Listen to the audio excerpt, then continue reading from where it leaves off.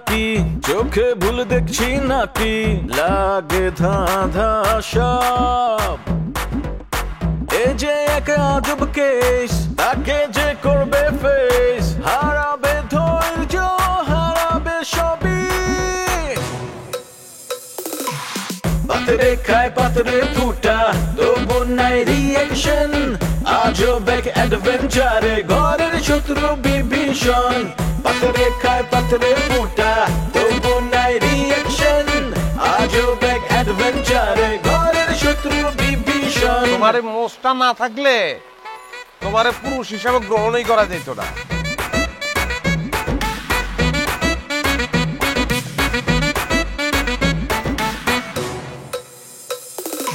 হুশ নাই তবু তার আওয়াজে বেহুশ পুরা দুনিয়া এই মুখের কথা কাইরা নেয় জাস্ট একটা থাবা দিয়া কিছু ঘটায় কিছু রটায় কিছু ঢাকে ছাই দিয়ায় অন্যের ঘরে দুঃখ দেখা পাগলায় হয় দরদিয়া কারো মনে শান্তি নাই আবার কাউরে কিলায় ভূতে শয়তান যখন লারে চারে গিদায় পান্তা ভাত রাজনীতির পলিটিক্স আর পলিটিক্স এর রাজনীতি বিপদ আপদ দেখা কয় মামা নাইগা কোনো গতি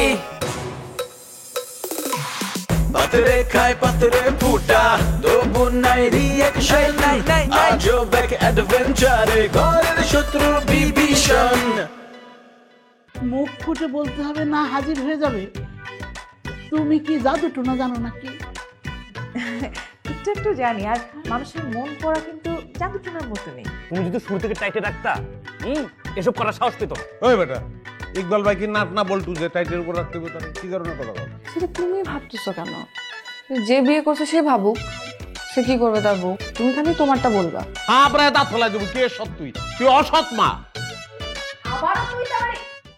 শেষমেশ নেওয়াজ ভাই আমার সাথে পোল্ট্রিটা নিবে কিনা আজকে তো নিয়াজ সুস্থই থাকতো ওর বাবাই তো ওর ক্ষতি করেছে তা নাহলে ও ঠিকই ছিল আন্টি এখনো কিন্তু নেওয়াজ ভাই সুস্থ হওয়ার সুযোগ আছে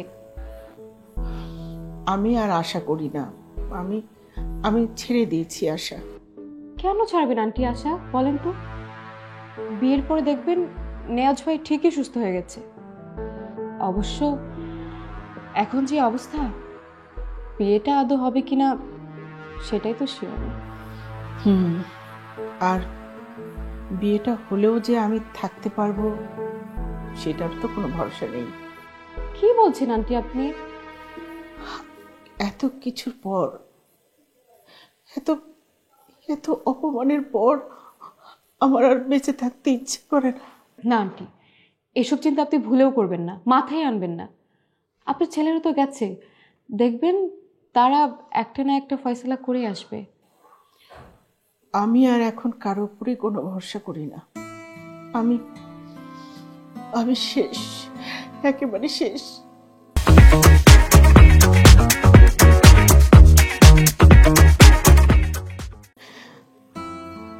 মীরা তোমাকেও বলি মা তুমি যা ভালো বোঝো তুমিও তাই করো আমার আর কি বলার আছে আন্টি যত যাই হোক আমি আপনার পাশে আছি আন্টি আমি আর অত শত বুঝি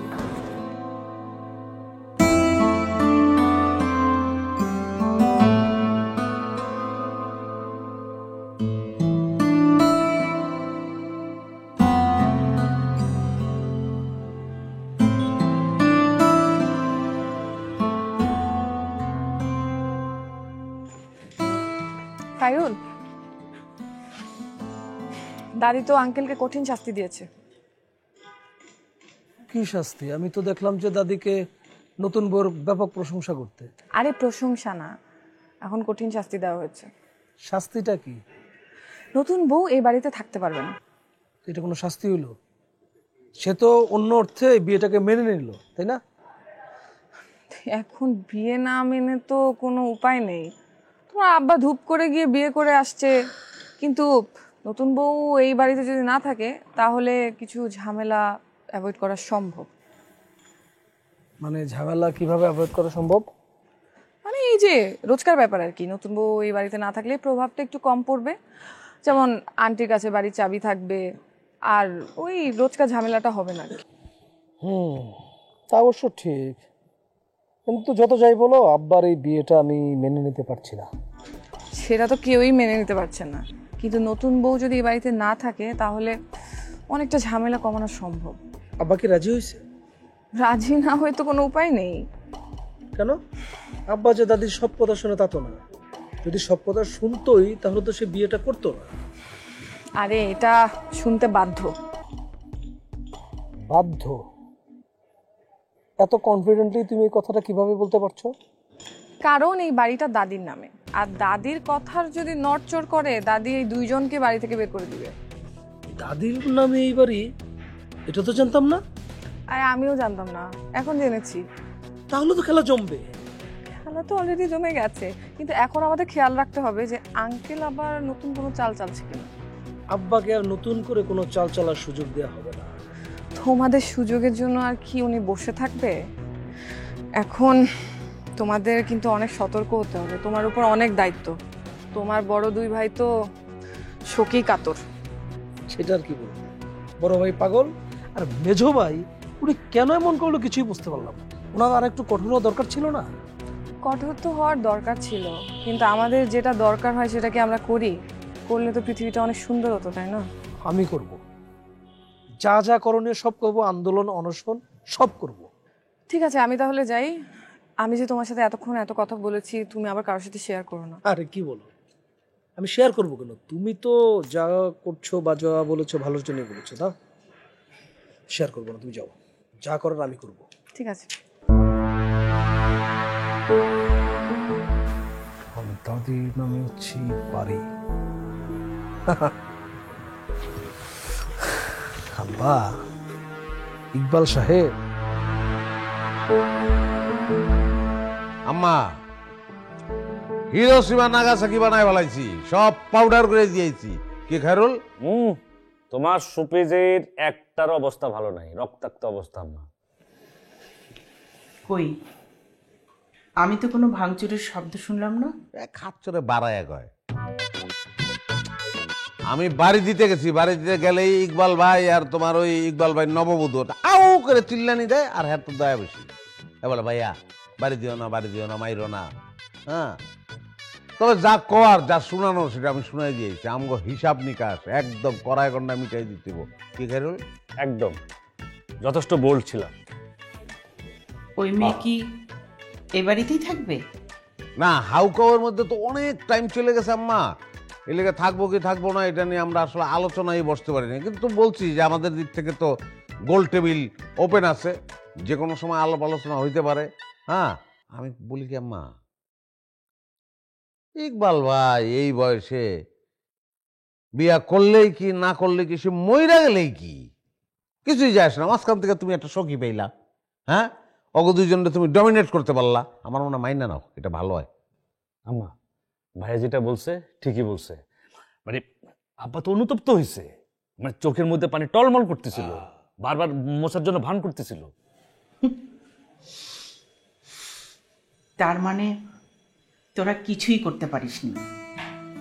তাহলে আমাকে শুধু শুধু এখানে বসে রেখেছিস কেন? আমি এবার চলেই যাব। আরে আম্মা, রাইগা গেল তা হাইরা গেলা। ইকবাল ভাই বিয়ে করছে কি দেখে কি আমরা থাইমে থাকবো নাকি? হ্যাঁ, তার সঙ্গে তো আমরা কোনো সম্পর্কই রাখবো না। তুই সম্পর্ক রাখবি? অসম্ভব, প্রশ্নই আসে না। ওই মেয়ের দিকে তো আমি ফিরেও তাকাবো না। আমি মাঝে মাঝে তাকাবো, আমার চোখে একটু সমস্যা আছে, 2 সেকেন্ড তাকাবো, তারপর মুখ ঘুরাই নেবো এরকম। তবে এর সঙ্গে এক টেবিলে খাবো না। তুই খাবি? অসম্ভব, দরকার হলে আমি বাইরে গিয়ে হোটেলে খাবো, তারপরে তো সম্ভব না। তাহলে বুঝছো আম্মা, ওদের অবস্থা কি হবে, ওদের এক ঘরে করবো আমরা, কোনো সম্পর্কই থাকবে না। আর তোমার যদি স্পেশাল কোনো দাবি দেওয়া থাকে তুমি বলো তো। আমি ওই লোকের সাথে কোনো কথাই বলতে চাই না, আমি কোনো সম্পর্কই রাখতে চাই না। Good decision. তোমার কত কর লোকের অভাব আছে, তুমি লাগলে 3 তলা ছাত্তার সাহেবের সঙ্গে কথাবার্তা বলবা। একদম সঠিক সিদ্ধান্ত, কোনো কথাই বলবা না। শুধু কথা না, সামনেও যাবা না। অবশ্যই আমার তো সামনে না যাওয়ার উপায় নাই, অফিস তো করতে হবে, কথা তো বলতে হবে। সাংকেতিক ভাষায় কথা কবি, ইশারায়, লাগলে মুখ ও বধির স্কুলে ভর্তি হইবে, ওন থেকে ভাষা শিখে নিবি। মা, সারাদিন তোমার উপর অনেক ঝড় গেছে, যাও তুমি এখন বিশ্রাম করো, সব ঠিক হয়ে যাবে। হ্যাঁ হ্যাঁ হ্যাঁ, জ্বর গেছে, বিশ্রাম নাও, বিশ্রাম নেওয়ার দরকার আছে। আমারও বিশ্রাম নেওয়া উচিত, অনেক খাউ খাউ করছি, শরীর ছেড়ে দিচ্ছে, বুঝছো? তাহলে তুমিও যাও, তুমি বিশ্রাম করে যাও। আমি rest নিই। মা, এই যে আমারও টায়ার্ড লাগতেছে, এত ভাঙচুর এত ঝগড়া বিবাদের পর আমারও ভালো লাগছে না। আমিও যাই, ভাইও বিশ্রাম করুক। যাও, তুমি একটু বিশ্রাম করো। আচ্ছা, আমার সাথে চলো, আসো। আরে উঠো, মন খারাপ করো না, আসো, উঠো।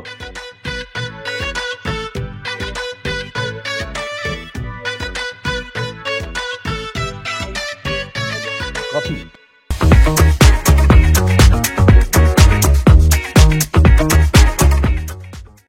কফি তুমি বানিয়েছো?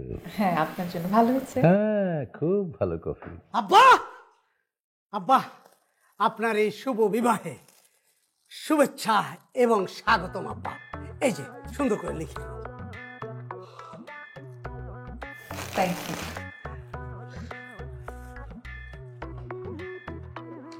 আম্মা, আচ্ছা আচ্ছা, ঠিক আছে।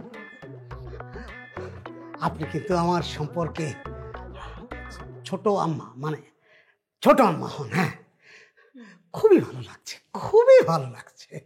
মানে আপনাকে দেখেই মনে হচ্ছে সদ্য ফোটা ফুলের কলি।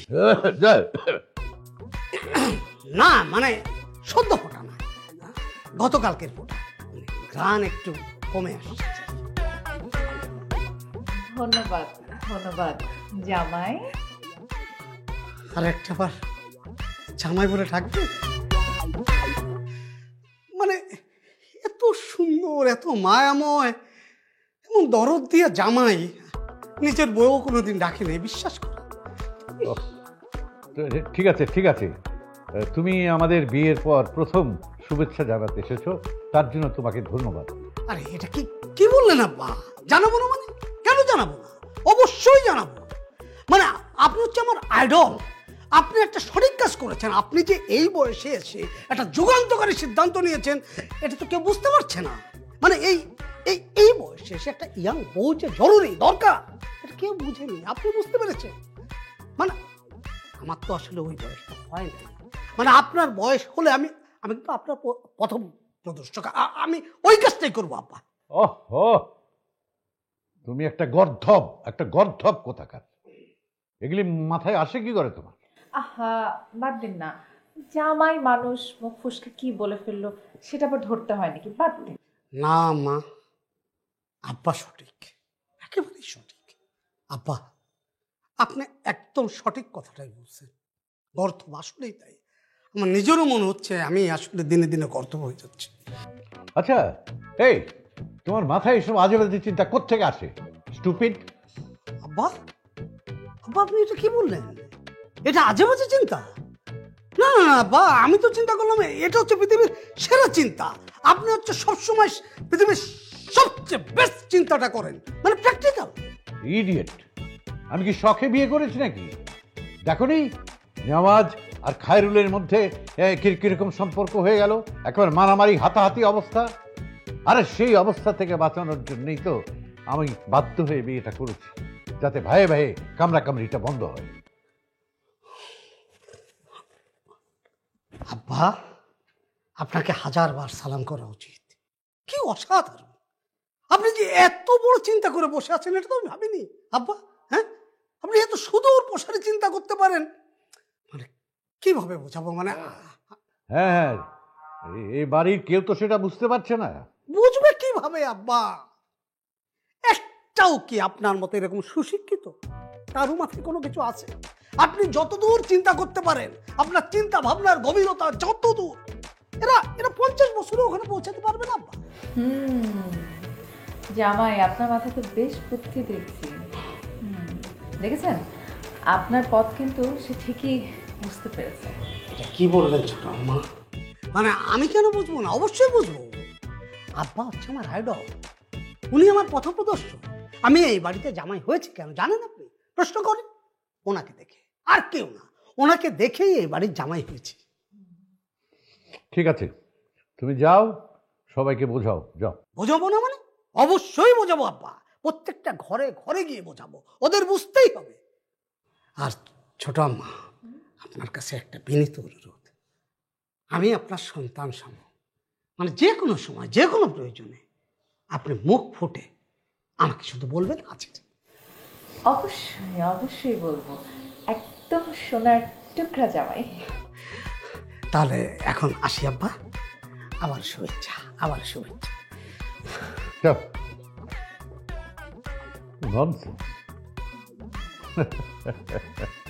কিসের মধ্যে আছে?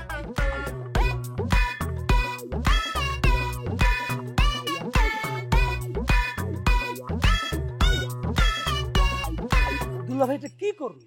হ্যাঁ, সে ফুলের তোড়া নিয়ে গেছে আব্বাকে শুভেচ্ছা জানাতে। কাজটা কি সে ঠিক করছে? একদমই না, মোটেও ঠিক করে নাই। আমি ভাইয়ের কর্মকাণ্ড এই জন্য পছন্দ করি না, সাপোর্টই করি না।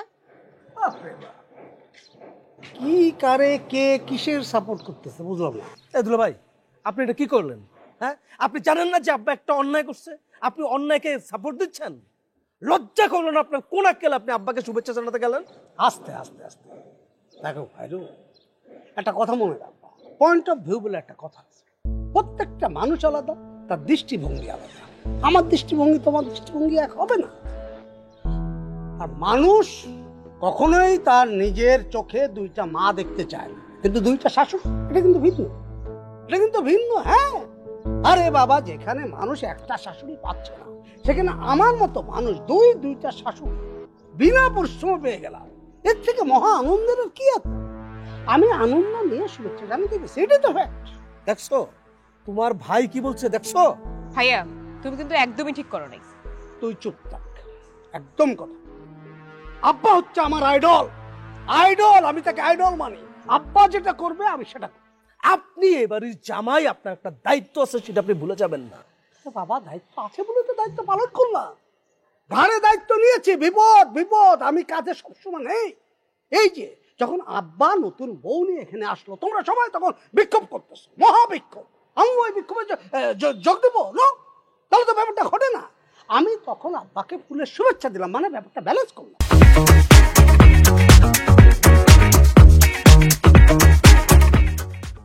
এই ব্যালেন্স করার অভ্যাসটা না বাদ দিতে হবে। সব সময় ব্যালেন্স করে না, কোনো সৎ চরিত্রবান মানুষ সব সময় ব্যালেন্স করে না।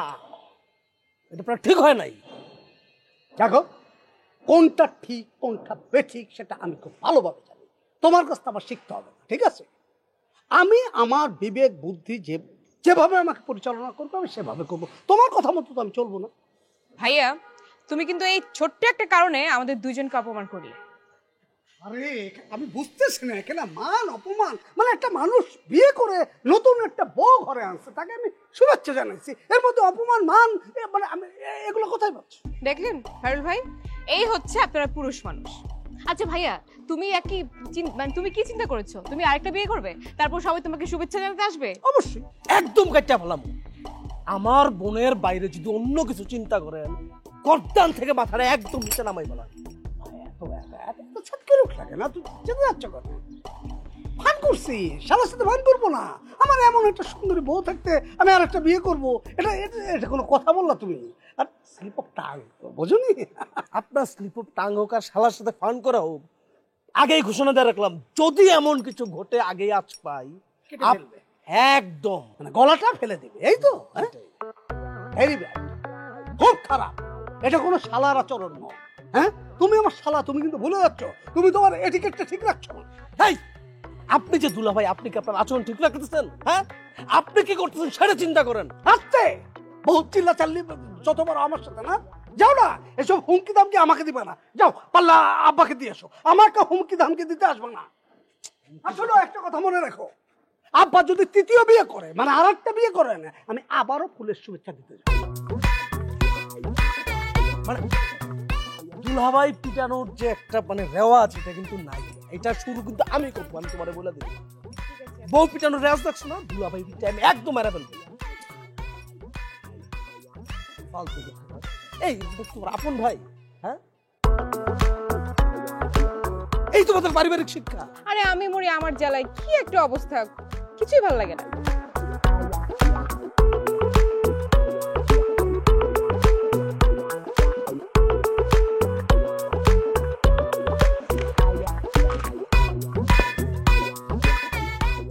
বাসার পরিস্থিতি খুব খারাপ। সেটা তো আপনি আগে থেকেই জানতেন। তার উপর আপনি যেই কাজ করেছেন সেখান থেকে তো পরিস্থিতি সামাল দেওয়া কঠিন হবেই। আমি এখন ভাবছি তোমাকে আমি বাসার থেকে শিফট করে দেব। কেন হঠাৎ এই কথা কেন? এই বাসার থেকে শিফট করে আমার একটা ফ্ল্যাট আছে, সেই ফ্ল্যাটে তোমাকে নিয়ে তুলব। আমি জানি প্রত্যেকটি মেয়ের নিজের ঘর গোছাবার একটা আকাঙ্ক্ষা থাকে, সেই আকাঙ্ক্ষা থেকে আমি তোমাকে বঞ্চিত করতে চাই। তুমি সেখানে নিজের মতো করে ঘরটা গোছাতে পারবে। এ বাড়িতে তো সেটা সম্ভব হচ্ছে না।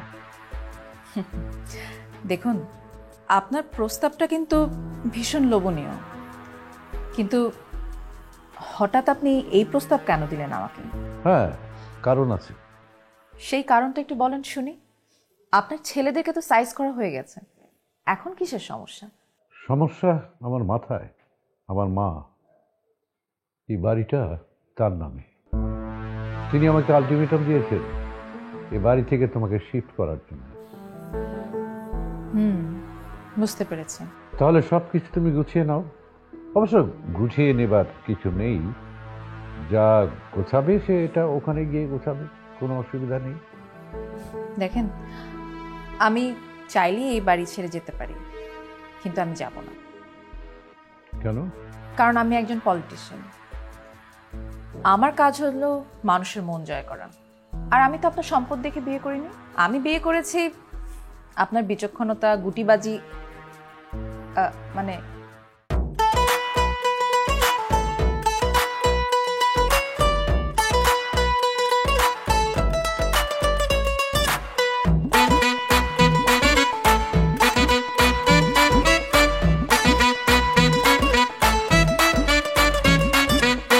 আরে আরে হচ্ছেটা কি, চোখে ভুল দেখছি নাকি, লাগে ধাঁধা সব। এ যে এক আজব কেস, তাকে যে করবে ফেস, হারাবে ধৈর্য, হারাবে সবই। পাতরে খায় পাতরে